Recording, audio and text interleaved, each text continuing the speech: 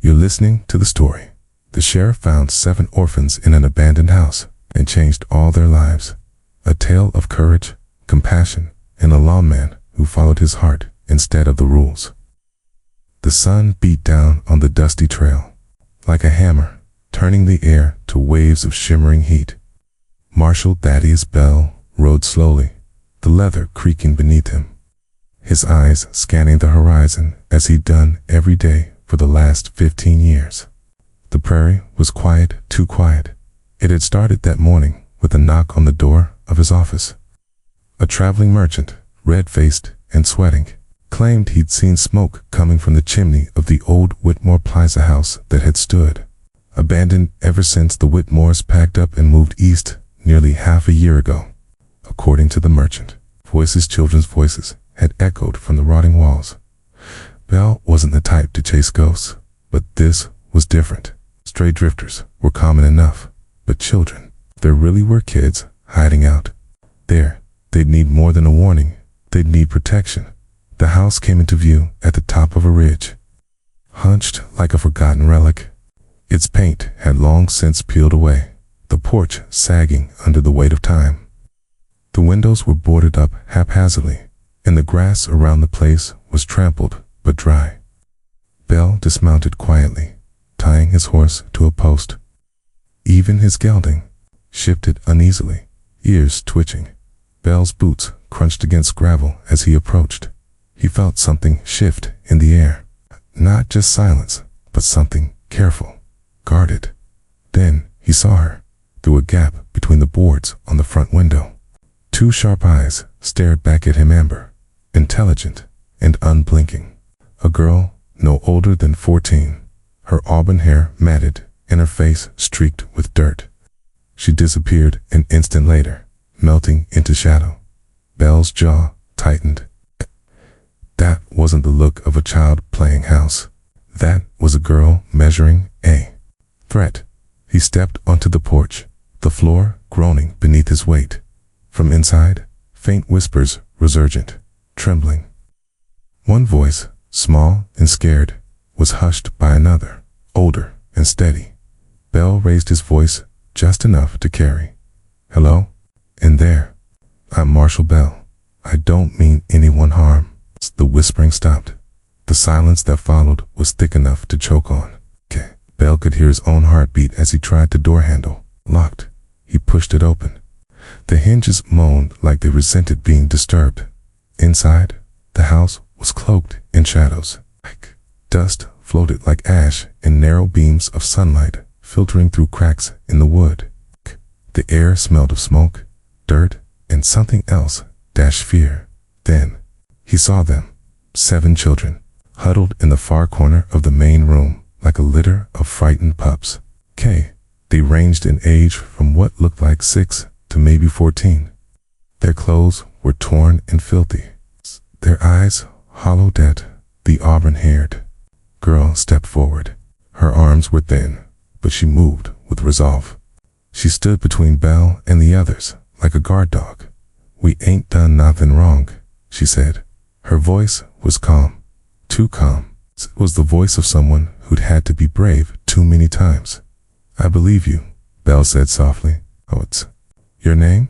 She hesitated. "Magnolia," she said. "But most folks call me Maggie." Bell nodded. "All right, Maggie. Where are your parents?" The question landed like a stone. Several of the younger children shrank back, clinging to one another. A boy with straw-colored hair buried his face in his hands. One of the girls bit her lip until it turned white. "Gone," Maggie said. "All of 'em died, one way or another." Bell exhaled slowly. "How long you been in this house?" 3 days, said a boy. "Maybe 10. We walked a long time before that. Weeks, maybe." Bell crouched slowly, careful not to startle them. Sneeze complained, but he ignored it. "Where were you walking from?" The children exchanged glances. Maggie's jaw clenched. Bell had seen that look before in battered wives, in men hiding from debts, in war veterans who'd seen too much. These kids had been running from something. Riverside home. Maggie muttered. Bell's stomach dropped. Riverside. The name had a good ring in court documents. It was an orphanage state-funded, privately run by a man named Cornelius Graves. Graves was respected in political circles in the church, always claimed to find good Christian homes for wayward children. But Bell had heard stories. Whispers in the saloon, tales from other lawmen, too scared to dig deeper. What happened there? He asked. Maggie raised her chin. He sent U.S. off. Said it was 2 families, but they weren't families. Not really. They just wanted kids to work their land. Or worse. Chill slid down Bell's spine. Why'd you run? He asked. Maggie didn't answer right away. Then a little girl with pale braids spoke up. Billy tried to run once before. He got whipped. Real bad. The boy with straw hair. Billy glared at the girl, but it was too late. Pell had already noticed the way Billy hunched forward, favoring his back. Billy, Bell said gently. Can I see? The boy hesitated, eyes flicking toward Maggie. She gave him a slow nod. Billy turned, lifted his shirt, and Bell's breath caught. Red scars, some raw, some half-healed. It's all too many. Maggie's voice was low, almost a whisper. Graves said it was for our own good. Said, pain teaches obedience. Bell stood slowly. Something bitter stirred in his chest, a rage he reserved for men who hurt the helpless. I can't take you back there, he muttered. Maggie looked at him sharply. You have to, don't you? He's got the law on his side.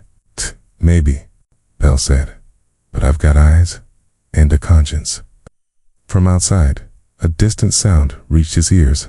Hoofbeats. He turned toward the door. Instincts flaring. The storm was coming. The sound of hoofbeats grew louder, rhythmic and ominous, like a war drum against the canyon walls. Marshal Bell moved toward the door, his heart pounding with a familiarity he hadn't felt in years. Danger approaching. Maggie, he said over his shoulder, not looking back. Get the kids to the back. Stay quiet. Don't come out unless I call you. Maggie hesitated only for a moment. Come on, she whispered to the others, gathering the children quickly. Her voice was firm and practiced, like she'd done this before. Bell could hear the scuffle of small boots moving across wooden floors, the squeal of rusty hinges on a door in the back. Then, silence. Bell stepped outside, letting the door close firmly behind him. 3 riders appeared from the ridge and rode into the clearing. The lead man was unmistakable Cornelius Graves, dressed in a fine gray suit that didn't belong on the trail. His silver hair was slicked back, and his face wore a smile so thin it could slice glass. On either side of him were men who didn't belong in church pews, rough, cruel-eyed types whose hands rested too easily near their guns. Well now, Graves said, reining in his horse. Marshal Bell, I was hoping I might find you here. Bell tipped his hat slightly. What brings you out this far, Mr. Graves? You already know? Graves pulled a folded paper from his coat and held it up. I've come from my wards. They're mine, legally. Judge Morrison signed this himself. Bell didn't take the paper. His hand rested near his coat. I haven't seen any wards. It's just an empty house. Maybe some drifters passed through. Graves' smile widened. Don't insult my intelligence. We tracked them here. Their footprints are everywhere. There's a warm fire still smoldering, and I'm told you entered the house not long ago. One of the riders, thick-necked with a jagged scar across his cheek, grunted. Let us in. We'll find him. Bell's voice sharpened. This is my jurisdiction. If anyone's searching anything, it'll be me. The second hired man, leaner and twitchy, shifted uneasily in his saddle. He wasn't as sure of this as the others. Graves slid off his horse with a grace that belied the venom behind his words. Marshal, I'm trying to be civil. These children are state property, and you're interfering with lawful recovery. Bell's eyes darkened. They're not property, Graves. They're children. Graves gave a slow, deliberate sigh. You know, when Magnolia's sweet, spirited little Magnolia ran away, she cost me a very lucrative agreement. Bell's chest tightened. What agreement? Graves looked toward the boarded-up windows, eyes gleaming with something poisonous. Mr. Henderson had been very interested in her, but after her little escape, well, the deal fell through. Hand moved to his revolver. You're talking about selling a child, Graves. You're telling me you auctioned her off like cattle? Graves only shrugged. Placement fees, Marshall, private agreements. You wouldn't understand the complexities of orphanage administration. You're right, Bell said, voice low. I don't understand, 'cause if I did, I might not be able to stop myself from putting a bullet between your eyes. The two riders tensed. Scarface reached for his gun. Don't, Bell warned. You might shoot me, but I swear, I'll drop Graves before you clear your holster. The standoff froze time. For a moment, no one moved. Dust whirled in the wind like ghosts caught in the crossfire. Then, from beyond the ridge, more hoofbeats, bells. Heart skipped. More riders. Graves smiled like the devil himself. Right on schedule. Bell turned his head slightly. Not enough to break focus. At least 6 more riders crested the ridge, led by a familiar-faced Judge Morrison. But something was wrong. Morrison wasn't smiling. His jaw was clenched, eyes narrow with grim purpose. Cornelius Graves. Morrison's voice rang out like a gavel. You're under arrest. Graves blinked. Excuse me? You heard me? The judge said, dismounting with surprising speed. We've received testimony, ledgers, witnesses, and thanks to a brave young woman named Magnolia. We have enough evidence to prosecute you for abuse, trafficking, and endangerment. Graves took a step back. You can't be serious. These are my legal wards. Not anymore, Morrison said coldly. And I suggest you don't make this worse. The 2 hired guns looked at each other, then at the marshals who flanked Morrison. Realizing the tide had turned, they slowly raised their hands. A federal marshal stepped forward and relieved Bell of his standoff. We'll take it from here. Marshal. Graves was furious. This is outrageous. I have powerful friends. This won't end here. I'm counting on that, Morrison muttered, as Graves was shackled and loaded into the wagon. Bell let his breath out slowly. His hand still hovered near his sidearm. The children were safe. For now, Morrison approached, nodding once, in gratitude. You did the right thing, Bell. Bell didn't answer at first. His mind was already racing. Judge, he said finally, what happens to the kids now? Morrison's face fell. That's complicated. Okay, the system's a mess. Overcrowded homes, underpaid staff. They'll likely go to another place, just like Riverside. Bill felt the ground shift under his boots. Then, we haven't saved them at all, he said. Morrison said nothing.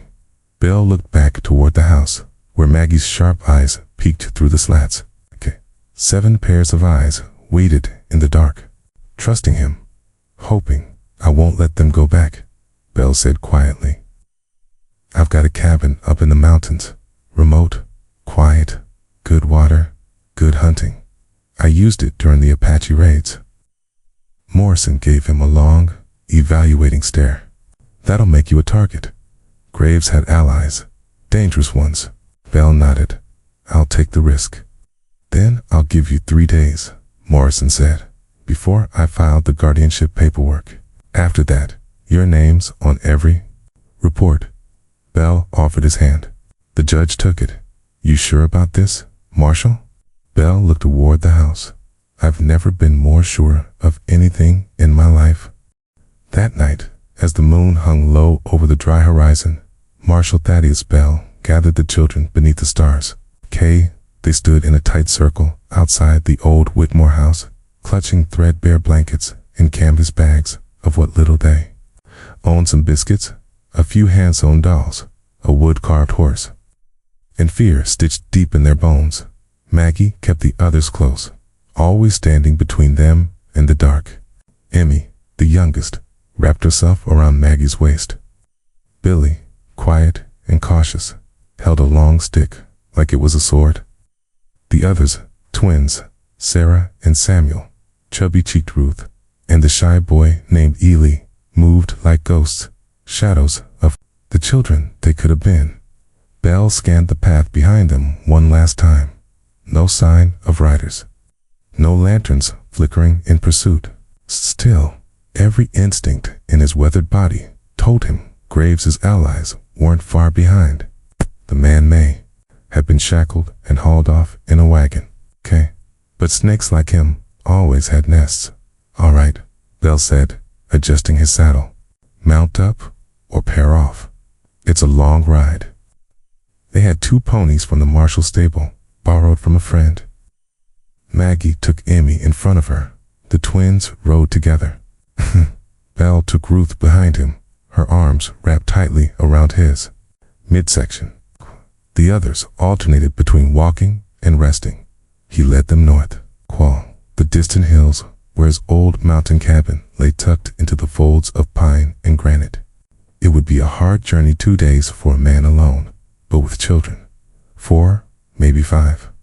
They would need to travel at night and rest by day, hidden from view. And that first night, with coyotes howling in the distance, Bell wondered not, for the first time, what the hell he was doing. They camped at dawn beside a dry creek bed. Bill unpacked smoked jerky and dried apples, handing them out carefully. Maggie rationed the water with a precision that surprised him. These kids had learned to survive without adults. That made Bell feel both proud and ashamed. As the sun climbed, the heat became unbearable. Bill pulled a canvas tarp over a tree limb to form shade. The kids curled together beneath it, falling asleep almost instantly, exhaustion dragging them under like a tide. Bell sat on a rock nearby, gunned-in lap eyes on the horizon. The past few days spun through his mind like a dust storm. The haunted house, the scarred backs, Graves' threats, and Judge Morrison's quiet warning, they'll come for them. A voice interrupted his thoughts. You got kids, Marshall? Bell looked up. Maggie stood next to him, arms crossed, sun in her eyes. No, he said. Not anymore. She didn't push, just nodded. Why'd you help us? Asked. After a long pause, Bell stared at the ground. Because someone should have. Maggie sat beside him. They always say they're helping, at first. Then they send us away, or hurt us, or both. I'm not like them, Bell said. We'll see, she replied quietly. By the second night, their pace slowed. Emmy had developed a fever, and Ruth was limping from a blister. Bell carried them both across a shallow ravine while Maggie led the others. The children were quiet, too quiet. No complaints, no questions, just obedience born of fear. They crossed through abandoned mining roads and camped beneath the stand of pines. Bell built a small fire, hidden from view. As they warmed their hands, Billy finally spoke. You think he'll find us? Bell didn't need to ask who, not for a while.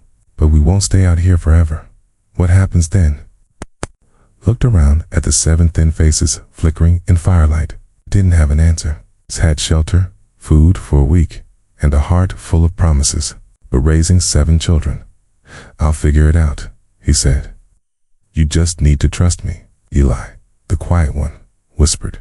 We've heard that before. Bell didn't argue. Instead, he told them a story. Not one from the law books or the battlefield. One from his childhood, of his mother's laughter, of fishing trips with his older brother, of a birthday where he got a wooden horse that looked just like the one Billy carved. To his surprise, the children listened. Maggie leaned closer. Emmy smiled for the first time. Stories, he realized, were bridges. And they needed bridges more than fences. On the 4th day, the land began to rise, dry earth giving way to patches of green. The air cooled as they climbed toward the foothills. Bell knew they were close. That night, they reached the edge of a forest clearing. Nestled among tall pines, stood the cabin, leaning slightly, but solid, smoke blackened from years of use, a place built for one man. Now, it would house 8. The children stared at it in silence. Sarah was the first to speak. "It's small. We'll make it bigger," Bell said. Together, the porch creaked as he stepped up. The door opened without protest. Dust and pine filled the air. Bill lit a lantern. Inside was a cot, a stone fireplace, an old table, and the weight of years alone. By morning, it swept the place clean, and Bell had moved his cot to the corner to make room for sleeping mats. Maggie organized the children. Billy patched a broken shutter. Eli and the twins collected firewood. Bell fetched water from the creek. They worked like they belonged. That night, under the stars, they sat around a fire just outside the cabin. Bell cooked beans and hard biscuits. Maggie shared a song their mother used to sing. Emmy fell asleep in Ruth's lap. Bell stared at the flames. This wasn't just about shelter anymore. It was about healing. Maggie leaned over and whispered, "Thank you." He didn't say anything. Kay just nodded inside him. Something shifted. He was no longer a lone marshal guarding the law. He was something else. Entirely now. Something he hadn't been in a very, very long time. A father. 3 weeks passed. The cabin, once quiet and weather-beaten, now echoed with the sounds of life chatter, laughter, the creak of floorboards, the hum of chores. Thaddius Bell still rose with the sun, out of habit, but now he awoke to the smell of Maggie's porridge cooking over the hearth, and the soft snoring of the twins curled at his feet. He wasn't used to it, yet this strange new rhythm of shared space and youthful noise, but he didn't mind. In fact, it steadied him. Life had become less about patrol routes and arrest warrants, and more about wood chopping, fire tending, and finding lost mittens in haystacks. Maggie ran a tight ship.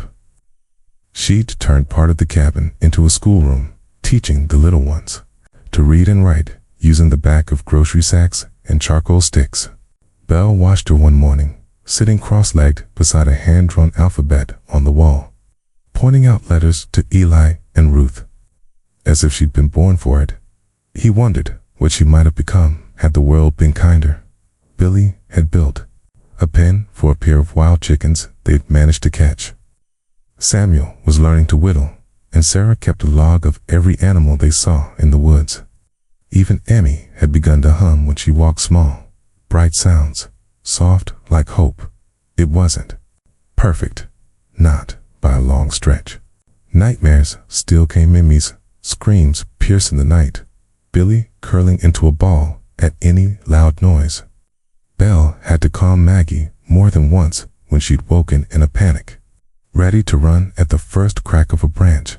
But healing, Bell realized, didn't arrive like a storm. Came like dew, quiet, subtle, and slow. Then the messenger came. A rider approached from the south one morning, making his way up the narrow mountain trail. Bell spotted him first and met him halfway down, hand on his rifle, just in case. The man dismounted, covered and worn, bearing a letter sealed with Judge Morrison's official mark. Inside, "It's good." The letter read simply, "Cornelius Graves is dead. Died in custody. His network is being dismantled. Dozens arrested. Your guardianship has been finalized. The children are yours by law and by name." Morrison. Bell read the words twice. It's the first time in disbelief. It's the second in silence. Graves, dead.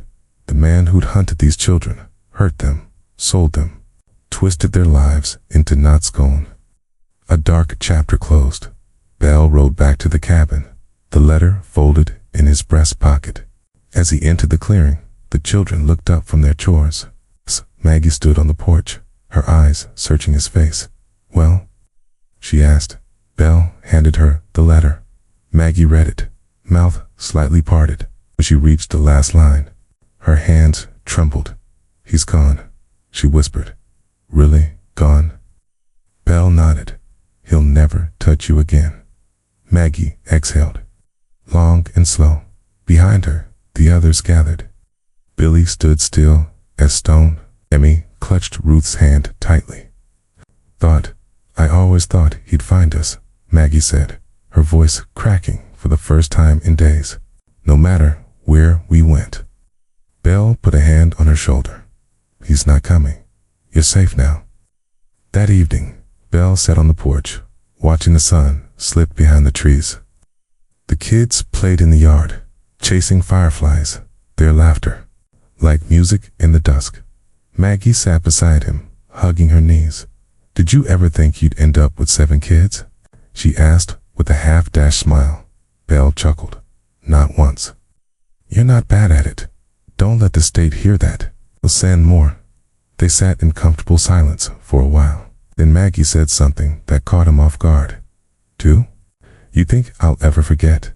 Bell didn't answer right away.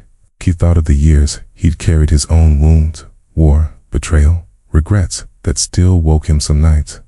No, he said honestly, but I think you'll learn to live beside it. Okay. The memories might stay, but they won't define you. Maggie nodded slowly. I want to believe that. Then start there, he said. That's more than most folks ever get. Week later, another visitor arrived, Judge Morrison himself, riding up the trail with 2 federal marshals. This time, there was no tension, no hidden fear in the woods. Bell welcomed them with hot stew and strong coffee. Morrison looked around the cabin and the children with quiet approval. You've done more than most would, he said as they sat on the porch. Coup gave them something no law could. Shrugged. I gave them shelter. They did the rest. Morrison set a handwritten document on the table. You're official now. Father, guardian, educator, caretaker. The whole damn list. Bell picked it up. Okay. The paper felt heavier than it should. Then Morrison's expression darkened. There's something else you need to know. Graves had. Allie's wealthy ones. Men who didn't get caught. Some may come looking. Bell's jaw tightened. Let them. I'm serious. You'll need to keep a low profile. Move, if you have to. They won't like what you did. Bill looked out at the clearing where the children were playing. Billy was whittling a bear. Emmy and Sarah were braiding flowers. Samuel was chasing Eli around the water pump, both laughing. I'm not afraid of them, he said. Not anymore. We just be careful, Morrison said. The world's full of men who hide their evil behind money. Bill nodded, and is full of kids who deserve better. Morrison mounted his horse. If you ever need anything, I know where to find you, Bell replied. The judge tipped his hat and rode off, 2 marshals behind him. As dusk settled in, Bell stood watching the sky bleed orange and red behind the trees. The children gathered around the fire. Maggie sang a soft lullaby their mother once taught her. Ruth leaned against Bell's leg. Emmy rested in his lap. For the first time in years, he didn't feel like a marshal. He felt like a man with something to lose and everything to protect. A family, forged in fear, strengthened by trust, bound not by blood, but by choice, and in the quiet glow of their mountain sanctuary.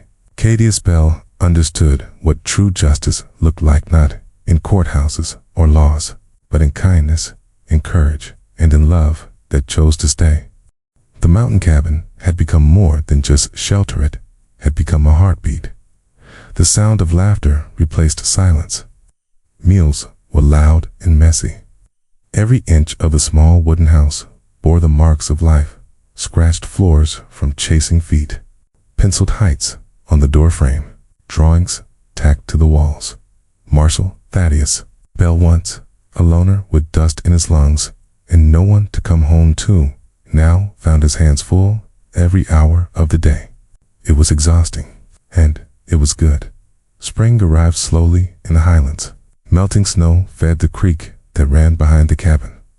Maggie organized spring cleaning like a general, assigning tasks and barking orders that made Bell grin behind his. A mug of coffee. He had to build 2 additional bunk beds. The twins needed separate corners after they nearly broke the first one wrestling. Billy took charge of tending the chickens, and he'd even constructed a scarecrow, though Sarah dressed it in Maggie's old bonnet, much to her annoyance. One morning, Bell sat on the porch, sharpening a blade. Maggie joined him, clutching a leather-bound notebook. "You've been writing?" he asked, surprised. "Stories," she said, flipping through pages. "About what happened, about what we're building here." "Good," he said. "Some stories deserve to be remembered." She nodded, then hesitated. "Billy wants to go to school someday, like a real one." I looked out toward the ridge. "Then we'll find a way."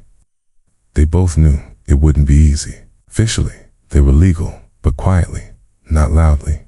Morrison had pulled strings. Word hadn't spread far, but it would, eventually. Graves's allies hadn't all been arrested. Somewhere out there, men with money and grudges were still breathing. Bell had stocked ammunition, reinforced the cabin, and mapped escape routes. He didn't want war, but if it came, he'd meet it with open eyes. Weeks later, letter arrived by writer. Judge Morrison was organizing a statewide orphan care reform, more funding, oversight, transparency. Graves's death had sparked movement in the capital. Survivors' testimonies were finally being heard. Bell read the letter aloud at dinner. The children listened in silence. "So other places won't be like Riverside?" Ruth asked softly. "They're trying," Bell replied. "And because of you, they know what to fix." Maggie's brow furrowed. "What if they forget again?" Bell looked her in the eyes. "Then we remind them." That night, Bell dreamed of fire, not the destructive kind, but a campfire like the one in their yard, surrounded by stories. Maggie was older, standing in front of a crowd, reading from her journal. Billy wore a school uniform. Emmy played a fiddle. The twins performed a sloppy dance. He awoke to birdsong and the smell of frying bacon. He never told anyone about that dream, but he carried it like a promise. Trouble came, but not in the way Bell expected. Late one afternoon, as the sun dipped behind the pines, 3 strangers arrived on horseback. They didn't draw guns or raise voices. They were clean-shaven, city-dressed, and they wore the expressions of men who measured people in dollars. The leader dismounted slowly. Marshal Bell. Bell stood on the porch, rifle leaning against the wall. "Depends who's asking. We're here on behalf of the Aldrich Foundation. We have some concerns about the children in your care." Bell's jaw flexed. "You're too late. They're mine now. You understand, of course," the man said, producing a leather folder. "We have influence in legal and charitable circles. These children were once under the guardianship of Cornelius Graves. His assets, including his wards, are under review." "They're not assets," Bell said, his voice low. "They're people." The man's smile didn't falter. "Of course, but this is a complicated situation." Bell stepped forward, his eyes sharp. "You have 2 choices. You can leave now, or you can wait here until Judge Morrison rides up this mountain and explains the law you're about to break." A pause. Then, reluctantly, the man mounted his horse. "We'll be watching, Marshal," Good Bell said. "So will I."